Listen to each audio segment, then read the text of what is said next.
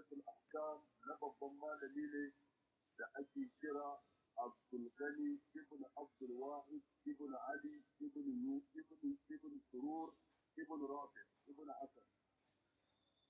Ana masa lakabi al-Maqdisi saboda nan ne wurin zamansa, kuma al-Hanbali saboda yana bin mazhabin Imam Ahlus Sunna wal Jama'a Abu Abdullah Imam Ahmad bin Hanbal. Wannan babban malami Abdul Ghani al-Maqdisi an haife shi a shekara ta 541 bayan hijirar manzon Allah sallallahu alaihi wasallam.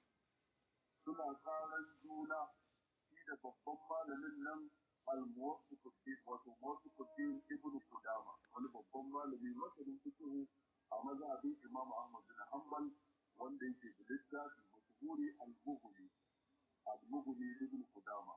Tsaran ne wajen neman ilimi, tare suka je Bagdada, tare suka fita, tare suke komai, sai dai wannan ya karkata zuwa ga ilimin hadisi, wannan ya karkata zuwa ga ilimin